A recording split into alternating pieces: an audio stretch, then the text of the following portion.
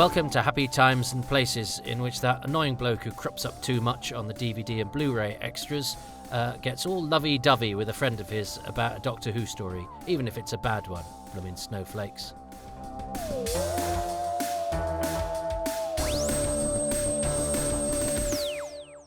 Hello, Toby, and hello, faithful viewers and listeners of Toby's Happy Times and Places. It's an utter pleasure to be a guest on here. I am Anthony Townsend, and today I'm here about something that's definitely feels like a happy time and place for me, Time in the Rani.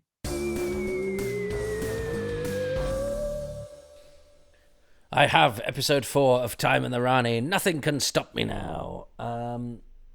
So, I'm going to get my fancy Blu-ray lined up. I'd let the previous episode overrun slightly. So, get ready. Do you have the Blu-ray? Do you have... I haven't actually delved into any of the extras on this set, but it's good timing for me to tear it out of its cellophane. I always feel when I'm doing that going, I've immediately reduced its collectability. It's episode 4 of Time in the Rani with my special guest Anthony Townsend, who is going to tell me their favourite 2 things. One thing for episode 4 and one overall thing at the end of this. I've so far guessed none of the same things. Let's see if we can be in accord, at least in time for the final part of Time and the Rani. Press play in 3, 2, 1. I started chatting about Pip and Jane Baker when I was going through a divorce. I know I see I appear such fun, and yet there's a trail of disappointed women behind me. I suppose actually they're probably less disappointed now. They were disappointed at the time. I have released them from their disappointment. I stayed with a friend in Ruislip. I'm glad they haven't messed with the titles. They've got the wrong titles on episode 4. They've got the bit where the Doctor's face appears, but you can't see it. So I can see why they went, should we do that again? And they painted his face gold. But anyway, however they did it better on all the other occasions, but accidentally stuck the wrong one on. But I like the fact that the opening titles are not uniform. I like the fact that little anomalies creep in, and in fact, it's a deliberate policy of my podcast is that I'll sometimes use experiment with using a different length of the musical opening, or a different mix of the music, or just a slightly different thing, just because the professional in me goes they should all be uniform and all be the same, and then you look at things where everything's uniform and the same, and you go, but I don't like those; they're soulless. So I shall introduce some. So it's not like forced eccentricity. I'm not doing it on purpose, but it's just if I feel like doing it slightly differently one week, I will. Poor old Bonnie. Poor old Bonnie Langford's got this massive, great bat claw on her face, and just see one eye acting away. Pip and Jane Baker. I remember when I first saw their name on the credits, because Pip seems like quite a young name, doesn't it? I thought maybe it was a sort of a brother and sister, and they were sort of young and bohemian, and Pip and Jane. I didn't realise they were these sort of slightly adorable middle-aged couple. And she apparently frequently finished his sentences, and they could be seen round Ruislip, where I was staying, going through my divorce, but I never actually had the pleasure myself. And it's odd because I started doing Who's Round, my podcast, to get through. That's a great shot, great. The Quarry is doing excellent work here, and he's putting some effort into his walking, that monster, and it's weird because Pip and Jane were a sort of. They were sort of mocked. They were viewed with a sort of amused disdain by Doctor Who fandom, and I think that's a shame because. So I was sort of. I never quite got round to going, oh, I should interview them. I think because they were so close as well. I thought, well, that'll be easy, and for some reason I get less satisfaction out of doing things that are straightforward. I would rather not interview somebody who lived next door to my brother, say, because that could easily be arranged. I'd rather interview somebody that it was really hard to get into contact with and very difficult to secure, because that somehow seems like more of an achievement. It's a bit Puritan, that, isn't it? Through hard work and suffering comes achievement and value. So I never had the pleasure with Pip and Jane Baker, and I suspect it would have been a delightful time. And I think when you talk to people who've done the work, as with Richard Martin, whose direction I was not a great fan of, when I actually met and spoke to the man, you sort of see the man in the work a bit more then, and it makes you more sympathetic to it. If you can hear a noise, by the way, it's my snoring dog, but he snores in a way that suggests he's got indigestion. But he's just having a snore. That all looks quite good. The sheer number, you forget how many tetraps there are.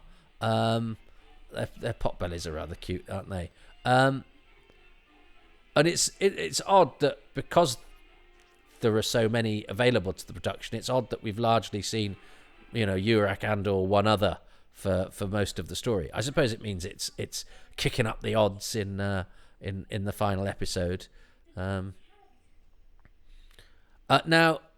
I think Bayes has already signalled that he's ripe for self-sacrifice, just in the fact that he's the one who's helping the Rani, but he's got some nobility about him.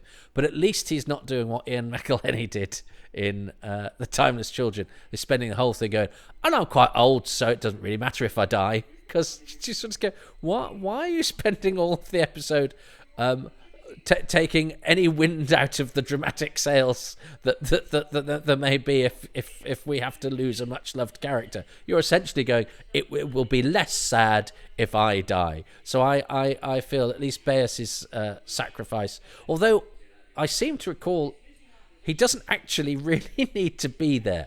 I'll see if my memory is correct, that he just basically is there checking a couple of connections. This is. I have a friend who's a great big Elvis fan, and I think he was quite chuffed because Doctor Who mentions Elvis in this episode. It's odd, isn't it, that Doctor Who could run for so long and only actually mention Elvis once in the whole of the classic series. Does Elvis get a mention in the new series?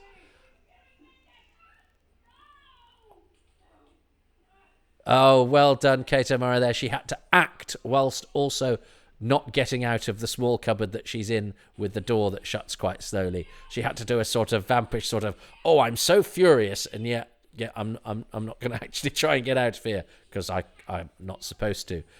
But I need to buy the door a bit of time.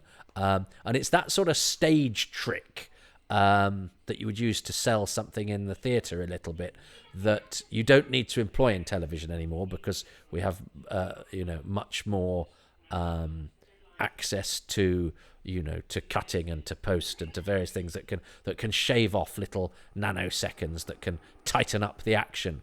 But because so much of this was real time, it is a bit more theatrical, and so you need.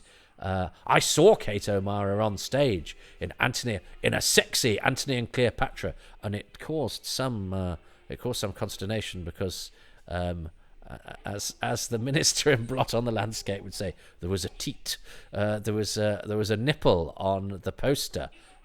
Kate sort of recreated a slightly warmer version of the opening episode of Triangle on the poster, and it was it was very much billed as so Cleopatra and her ladies. I mean, they had some gossamer sort of tops on, and but there was a little bit of nipplage in apparence to spice up an otherwise quite long production of Antony and Cleopatra. That's mean. That's a good effect, though, and it's, what I particularly like about that is the fact that the hand goes in the water, which means that you're slightly distracted from the mix. It's a very clever piece of direction, that, and a neat moment. Little moments like that show when a director is working hard and being clever.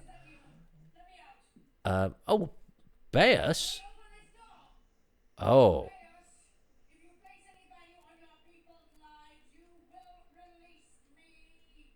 Oh, is he going to release her? Can't remember.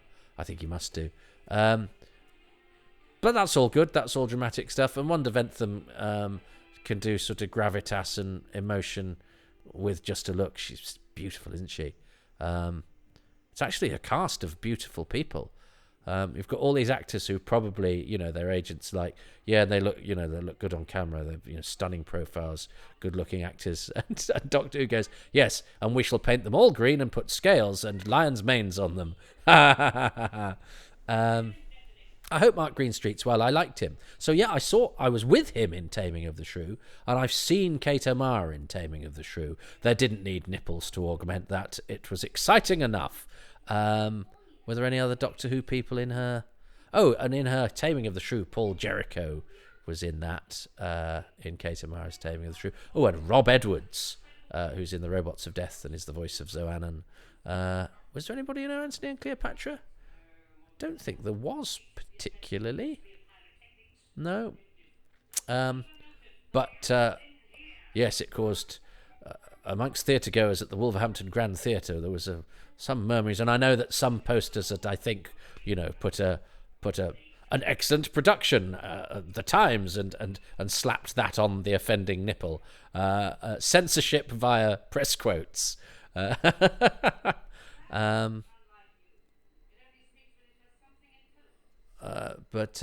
of course, we went to see it because it was Kate O'Mara from Doctor Who doing Anthony and Cleopatra. There was nothing. We weren't lured by areolae, if that's such a thing.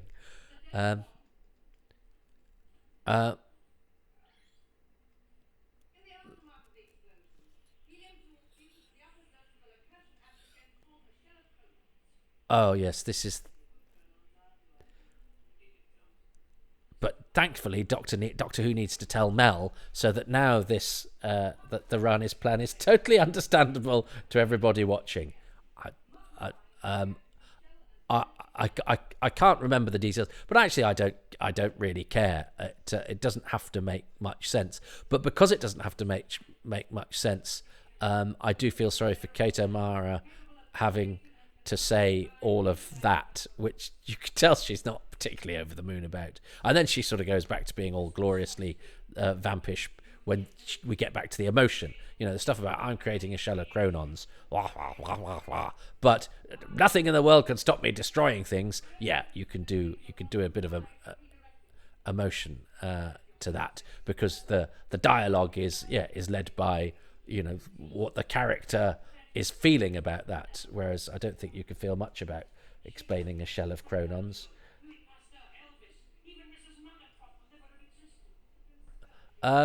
Yeah, I actually think Elvis is the punchline to that line, not Mrs. Malaprop.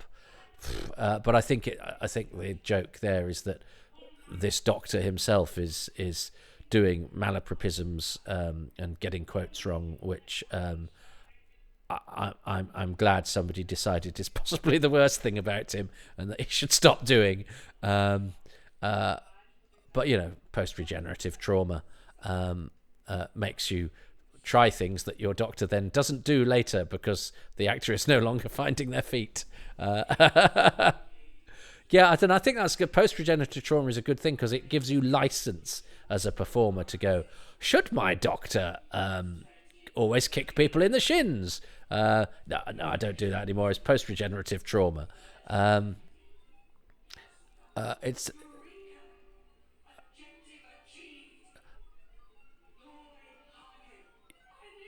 Yeah. Well done, Kate, because we don't really know what any of this means. Loy Hargill, Holy Grail. That's the beauty of Pip and Jane Baker. a friend of mine did once take a picture of them walking down Ruislip High Street, and it wasn't intrusive. It was just from a shot of them from behind of them holding hands and walking down the street. And he was very tall, and she was quite small. And it's a beautiful picture of two lovely old people walking down the street. With the added frisson that we know that they are the thesaurus gobbling writers of some silly, ludicrous, some of the more the Doctor Who stories with the more ludicrous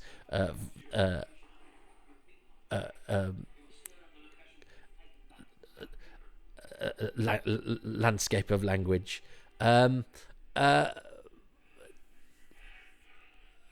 But what was I talking about? Kate O'Mara there was doing a lot of heavy lifting while the camera was just on her, while she was having to look excited about Loy Hargill, an anagram of Holy Grail. And I'm sure Pip and Jane Baker, in the book of Time and the Rani, is it that the Tetrap's language is the brilliant wheeze of, what can we do to suggest different alien language patterns? Well, they speak English, but all the words are backwards. You go, oh, God, really? Come on.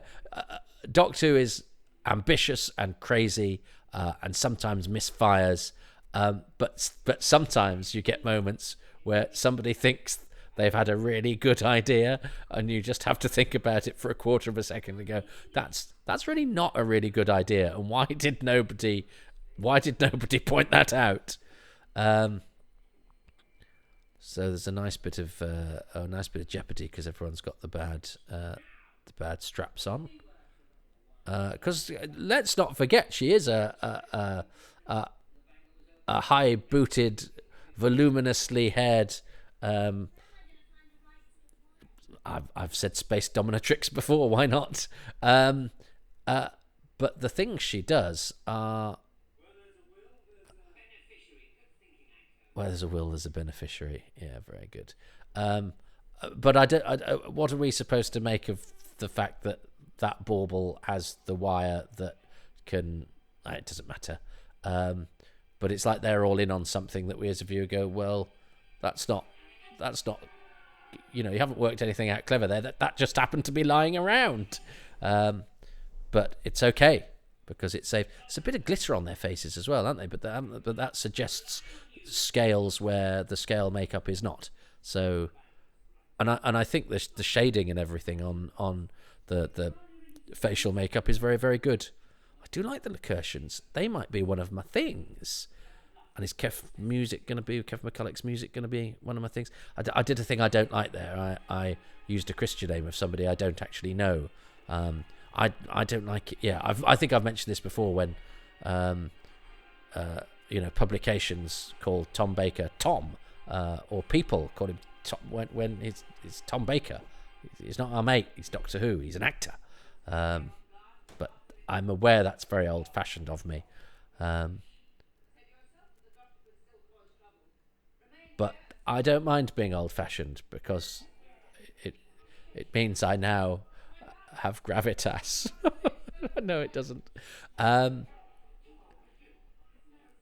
Why is it that we like things that are old? Of course, we like things that remind us of times we understood. As you get older, I think you understand things less, and you're supposed to understand things less because things are more understandable to the younger generation who are creating the world that they're going to end up living in. So of course it's going to be a world that they've made sense of that makes increasingly less sense to us, which is what keeps us going and keeps us going until we walk off the perch and fall off it. Pasteur, I'd forgotten Pasteur is in it. So we do have Louis Pasteur. So we do have some more A-list scientists as well as Einstein. Who played Einstein? It's certainly. Why would people think that's Patrick Troughton? He's small and he's got a face, and that's enough to become a rumour. I can actually probably find out who played Einstein, but it's only me, who cares? So this is quite neat that the Rani is hoist by her own petard, as I'm surprised they didn't do. Maybe they do, and I haven't heard it. That her own beastly explosive ankle exploders are used to blow up her own giant talking brain. What does it talk out of? Doesn't matter. In fact, I hate me for saying that. It's probably hooked up to a vocal synthesizer, or it's so big and powerful enough that its thoughts can come out of some sort of device it's got at the base of its thing. It's fine. That's fine. I didn't even need to raise it. I was just like somebody on an awful clip show trying to find something to criticize when I'm watching a thing set in a space quarry with blue rocks with evil bat monsters kidnapping Einstein in order to stick them in the cupboard belonging to an actress from Dynasty, whilst a very dignified stage actor with over 50 years experience walks around with a lion's mane on, not actually doing anything apart from going, I've got to do something. I know, I'll adjust the bracelets because we need some emotion and somebody has to die, because the only people that have died so far have been fairly small characters, and a bit of self-sacrifice is always an emotional target in a Doctor Who, even though he doesn't really need to be there. That's a great shot.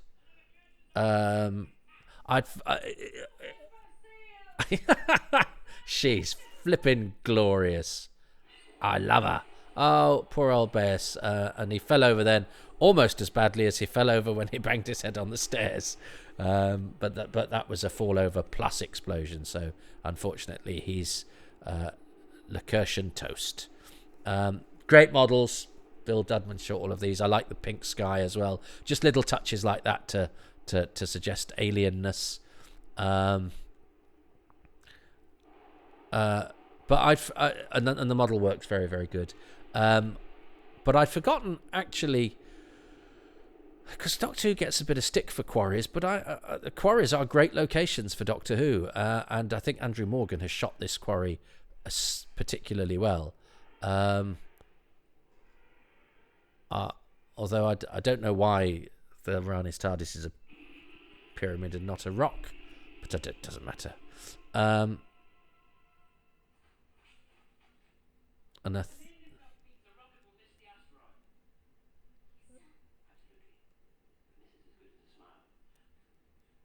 I like the fact that I like the fact that he keeps his fingers crossed. I like my Doctor when the Doctor isn't quite sure that it's going to work. I like the fact that the Doctor is a genius, but often makes mistakes. You don't want a flawless hero. They're quite an interesting looking bunch. They've had quite a lot of fun with the store cupboard accoutered geniuses. I wonder if you'd have a few more aliens in there now, though.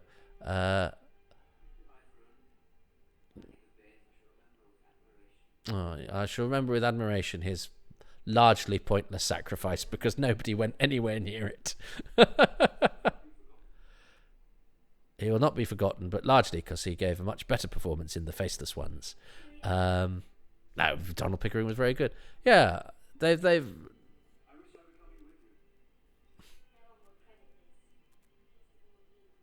But so do I. He was pretty grumpy with you throughout the whole thing. I hope he's all right, Mark Greenstreet. As I say, he was a nice fellow, and he was a good actor. And as I say, I think he was sort of slightly scuppered by Trainer not being a success. Oh, she's not upside down, but something. But yes, being hung up for so long caused Kate O'Mara a few problems. But credit to the actors who are hanging upside down, because it's really, really uncomfortable. It's a bit like a bat version of the Long Good Friday, isn't it? Someone's been totally out of order. Now, this is really stupid, because many of them might now die.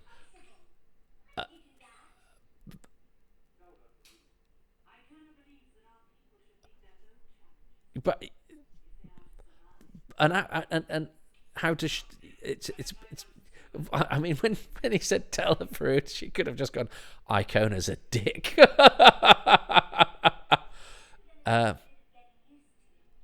So that's the first performance. And because, funny enough, I was on Twitter last night, having mentioned about the jumper, and somebody put up a picture of Sylvester with the jumper off and just the tie and the shirt, and he looked absolutely fantastic.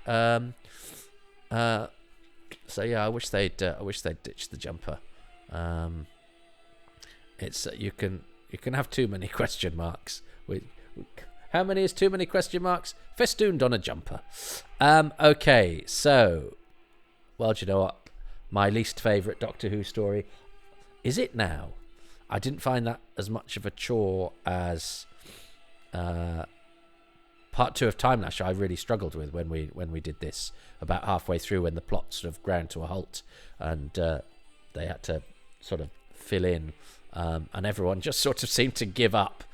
Nobody gave up in this. Everybody's pretty committed in lots of interesting and different ways. You know, the venerable older actors never once let up, going, we're gonna give this, you know, we're gonna, not over the top. We're gonna centre this. That is what we're here for. We're here to provide a bit of ballast, in contrast to the leading man who's giving it his all in terms of energy, and the leading lady who's again absolutely committed, but takes gusto to fourth wall breaking extremes, perhaps, and to the leading guest lady who is vamping for Mars. But that, you know, nobody is wasting our time. Everybody is full on. So if some of that's misguided, you know, in terms of some of the presentation, it's not out of laziness, and it's a lot of fun. I would have happily watched and enjoyed that, and very much got over myself. And if there's a lesson from a show that is about travelling through time and space, and doing so with a sense of humour, and saving the world from ludicrous plots and overstuffed villains, is that Doctor Who, at the character's best and at the programme's best, sort of goes, you're not that important because there's a whole big wide universe out there, but it doesn't matter that you're not important, because actually the little things are sometimes what makes life very special. So one, get over yourself, and two, enjoy yourself. And I'm hoping that my journey is enabling me to do both of those things. Dear Anthony has two more things to choose. Let's see what they are. Oh, I have to choose mine first. Them's the rules. I'm going to choose the design of the Lacurtians, which I think is different and interesting, and I think the makeup is very, very good. I saw a picture the other day of the Shimmer-On baby, which is basically just green makeup slapped on a baby, which I'm sure will be illegal these days. But that makeup has all the contours and the shading, and I just think it's an interesting design. And the lion's mane, sort of contrast. They do look like the love child of a psychedelic lion and a probably unwilling lizard. But I like them. I like the Lacurtian design, and my overall thing is it's going to be Kev surprises me, but it's going to be Kev McCulloch's music, because when it scores, it really, really scores, and it's a score that, as I say, just lifts proceedings where sometimes the rest of the technology and resources cannot.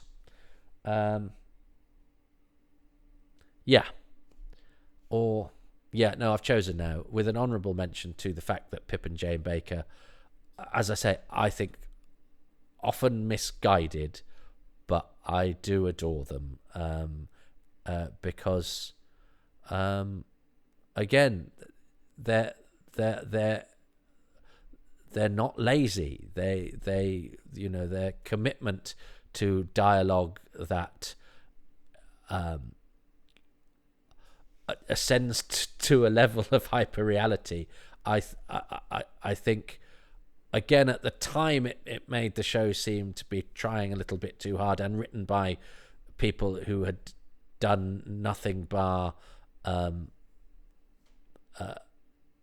sort of hang around in theatrical, regional theatrical bars for the past 25 years. But nonetheless is a sort of trademark of this period of Doctor Who that I think now has a certain charm. And I suspect Anthony's, well, yeah, they did choose a line. It doesn't matter. Let's see. Well done, Toby. You've reached the end of part 4 of Time and the Rani, and I hope you're delighted and thrilled in it, as I do every single time I watch it. Right, and I have got a few things to say about something that really needs to come up in this episode, and the story really is costume. I love the costume design in this. We get the Rani in a fantastic outfit, which is actually, you can't see it here, but I have a picture of that on my wall. We have Bonnie's fantastic outfit, which you can see behind me, which I just adored when it came out and when I first saw it, and adore it to this day. And I know I'm not the only one. And just the look of the locutions, okay, they're a bit clean, but that was always the problem, wasn't it? But just wafting about as they were, I just think it looks absolutely fantastic. And so all kudos to Ken True, and also the new Doctor's outfit, which broke the silhouette that we'd got used to for quite a long time for the Doctor, and is almost nicely eccentric, but he could almost get away, and does get away with shuffling around in everyday life in it as well. And even the pullover, which is insistent to have the question marks, and that has just become a part of him. That's just how it is, and I love it. So my top thing for part 4 is just to highlight the costume design and how wonderful it is. Okay, and I need to talk about one final thing, don't I? Something that's really special about the whole story is it does feel like the beginning of a whole fresh new era. We just had, not that long ago, the hiatus, thinking it was Axe. The series coming back felt very much under the knife with Trial of a Time Lord. And we're here, we're back again. We have a new Doctor, we have a new script editor, we have all those things I mentioned before. And it's a new start, and it certainly feels like it. And it is the beginning of one of my favorite eras, the Sylvester McCoy years. I could just watch over and over and over again. I adore them. I am a Doctor Who fan, obviously. I mean, I love Doctor Who unconditionally. It's always been there for me since the age of blur, for the last 39 years. So it's intrinsically part of me. And I just love the fun that's being had in the story as well. That's the important thing, is that Doctor Who goes from one sort of program to another, here, there, and everywhere, but it can just have times of unadulterated fun, and that's what we've got here. It's just to sit back, disengage your brain, and just enjoy what's flowing in front of you. And I think Time in the Rani just epitomizes that. So if anything to take away from this is that it is just a great big campers tits, loads of fun. So those are Anthony's reasons. Do I get a point for the costume design? Maybe it doesn't matter. I've still lost, so I'll let you decide. You can decide the score if you really care, which I'm sure you don't. So that's Anthony, who's now going to plug something and tell you a bit more about themselves. And that's it. That's my views. I have been given the opportunity to plug something by Mr. Hadoke, so I'm going to plug a recent piece of work which during lockdown, my friend Nigel Fairs, who you may have heard of, has spent a hell of a lot of time producing a podcast audio drama series called The Poggleywood Murders, which is a comedy murder mystery series, and I have been in it throughout. We've recorded it in isolation, and he's put it all together and released it for week by week over 20 weeks, half-hour episodes each. So that's a huge undertaking. And it would be great if you go and listen. It also includes such Doctor Who alumni as Louise Jameson and Matthew Waterhouse and Angela Bruce, and just masses of fantastic actors. And I'm very lucky to have a part in it. We'll have quite a few parts in it, but that was great fun to do, and certainly it helped us all get through lockdown. And hopefully it helps some of the listeners as well. So you just have to pop off and do an internet search for the Poggleywood Murders, the Poggleywood Murders podcast. I think it's well, I don't know, actually. I can't remember where it's available, but I'm sure you'll find it. And it's free and it's just fun. So just, you need to take it away from everything. Have a go at that. Thank you very much, Toby. This has been great fun revisiting Time in the Rani. It's been fantastic. I'm just about to possibly fly off in a vibrant pink bubble, but that's nothing unusual for me. Take good care. Bye-bye. Oh, well, I like to think Anthony is in a big pink bubble, even as they currently are in hospital. So look, there's a GoFundMe. I've brought this forward in the schedule for, I hope you'll agree, an important reason. So I hope this has been fun for you. Lots of love to Anthony. Please, if you can't do the GoFundMe, send lots of good vibes to a good person who, as I think you've witnessed as an example of seizing Doctor Who for all of its potential fun value, and there's absolutely nothing wrong with that. And yeah, I hope I think I'm getting there with not taking, whilst taking life very seriously, not taking it too seriously as to not make it fun. And you can do the same with Doctor Who. So look, if I've got through Time and the Rani, although somebody has just submitted Underworld, which I fear is something Time and the Rani never is, which is dull. But who knows, when I get to Underworld, I'm going to go into it with exactly the same attitude I went into this with. This is my favourite programme, and I'm going to love it. And, oh, Bernard, just be very, very careful. Bernard is trying to sabotage. He's just heard, we're not going to watch Underworld now, Bernard. It's okay.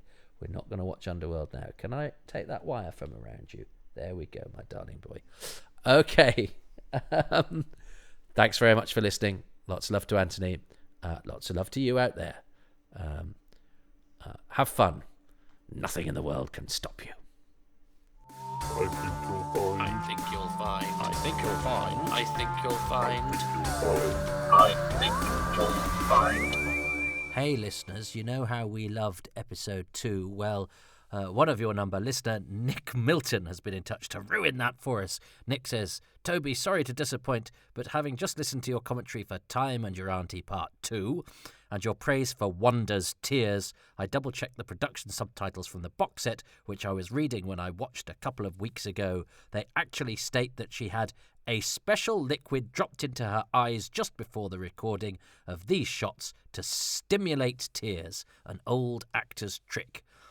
Mind you, don't know how many folks look at these subtitles, so you could pretend I never told you, lol. Well, you did tell me, Nick, and presumably you're off to a Father Christmas podcast now to tell them a few things. Well, we enjoyed Wanda's tears, but little did we know that they were fake tears.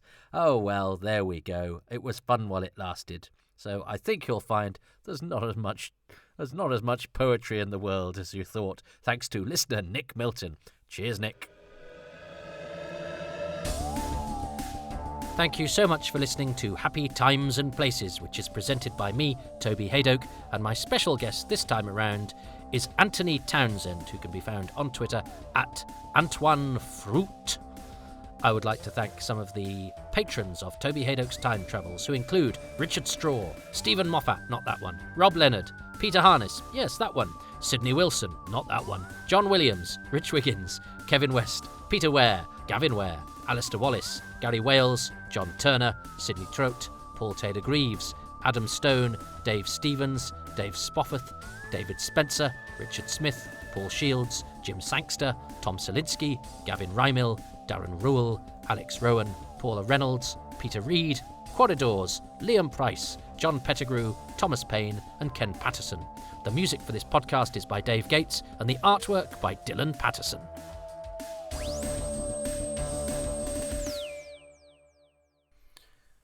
My special guest for Time and the Rani is Anthony Townsend. Anthony has worked for much of their life in the charity sector, but also can be found as a name on many writings about the show over the years, and has also interviewed on stage at conventions and generally lit up the room wherever they go. Unfortunately, loving Time and the Rani is currently among the least of Anthony's difficulties because they've had quite a serious health diagnosis.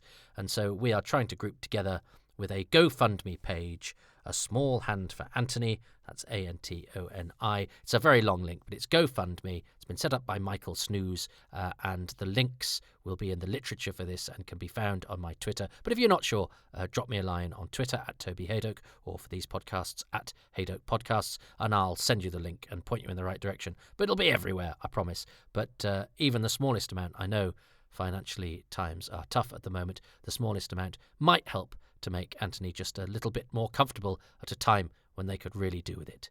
Thanks very much. I don't think anyone carries on listening to this point, so I will throw in that the guy playing Einstein was called Tom O'Leary. He wasn't an extra in any other Doctor Who's, and I don't know anything about him. But hey, look, see, sticking around right till the end of the credits means you get some real gems.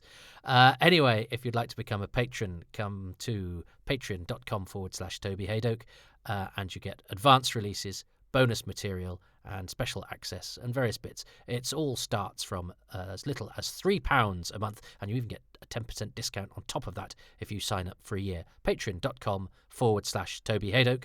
You can also do one-off payment at Ko-fi.com/Toby Hadoke. But look, I know times are tough and I don't want this whole thing to be about asking you for money, so do you know what is absolutely free? Going to Apple, going to iTunes, going to all the podcast outlets, giving me 5 beautiful stars. I need those 5 stars because they act as a magnet for others. And you could even leave a few nice words of review as well to add luster to your stardust.